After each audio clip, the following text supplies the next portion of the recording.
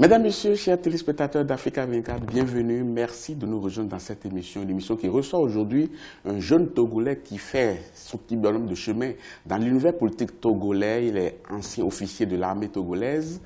Reconverti dans les affaires, il dirige le parti Nouvel Engagement Togolais, le NET. Monsieur Géry Tama est notre invité. Merci d'avoir accepté notre invitation. C'est toujours un plaisir.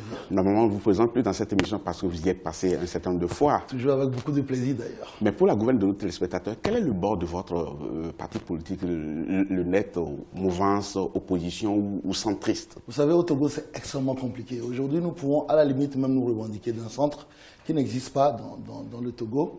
Même si dans des pays où il est difficile d'avoir une gauche et une droite, il est extrêmement difficile d'avoir un centre puisqu'il faut une gauche et une droite. Mais nous sommes, par rapport à nos positions, c'est vrai que nous soutenons beaucoup plus dans un centre. Mais je vais vous faire une surprise, vous savez, au Togo, pour être un parti de l'opposition, selon la loi portant statut de l'opposition, il faut être à l'Assemblée et s'identifier comme un parti de l'opposition.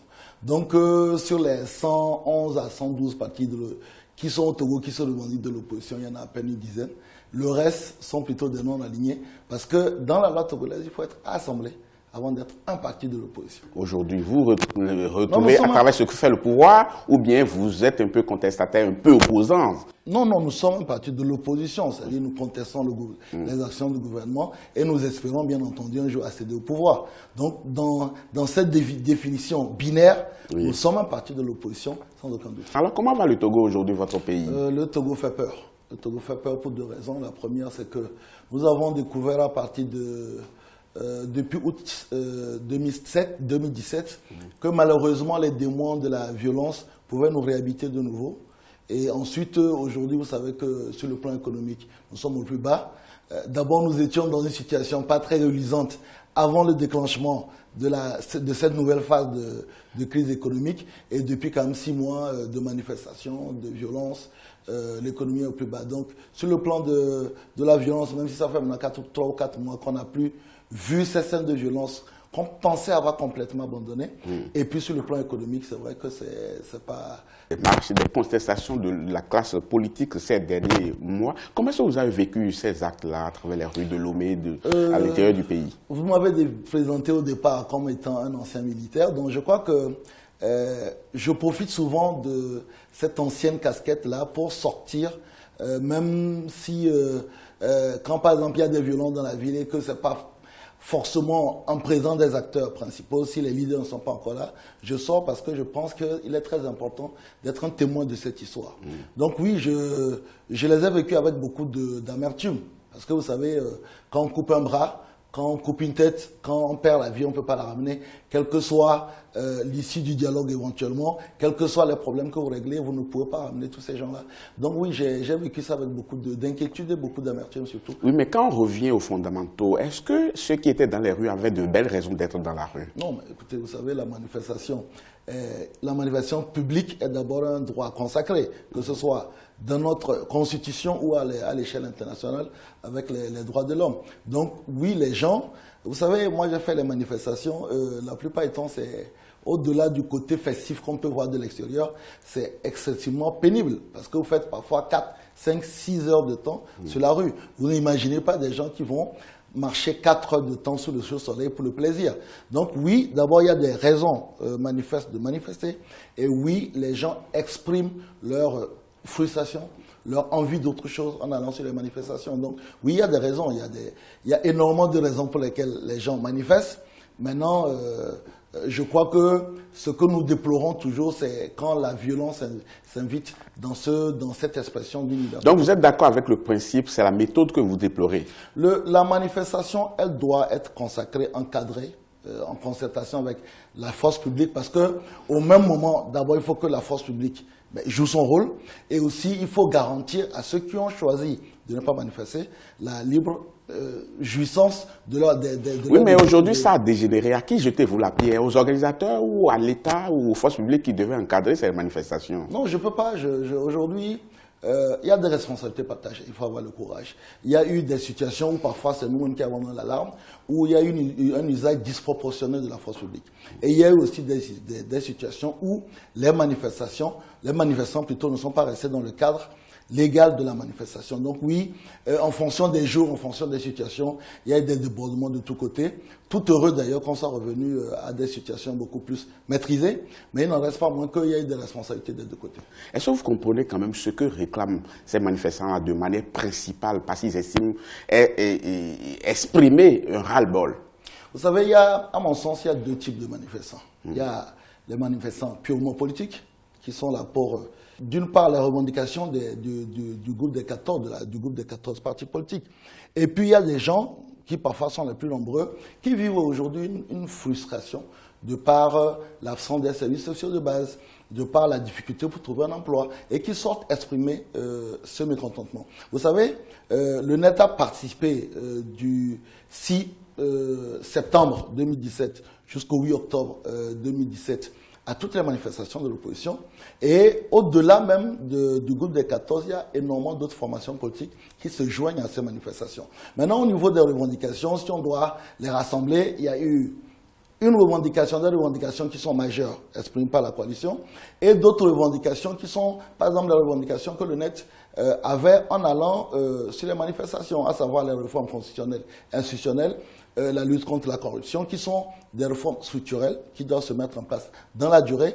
Donc vous avez des gens qui se retrouvent sur le terrain avec des revendications différentes.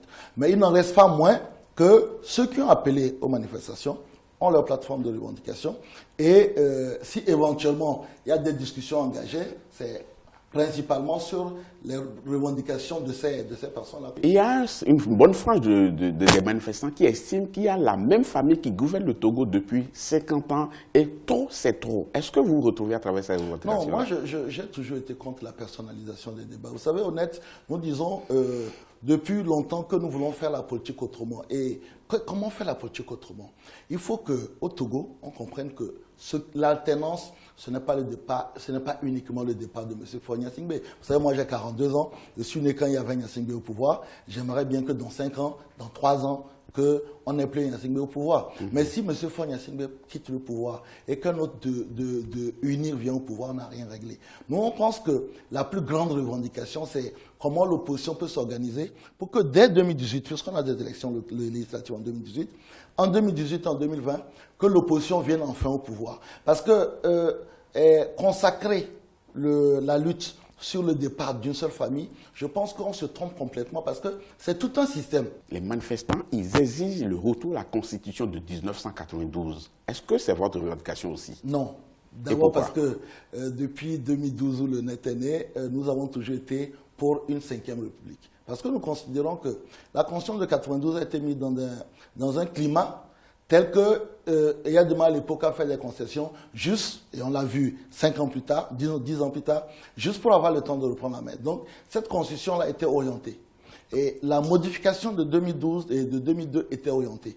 On ne peut pas se permettre d'avoir une constitution qui soit orientée contre des individus, parce qu'une constitution... Mais la constitution de 92 est orientée vers quoi, concrètement? Non, je vous donne 2 exemples. Parce que les revendications aujourd'hui se retrouvent à travers la constitution de 92 quand même, non? Je vous donne 2 exemples. Oui. Très simple.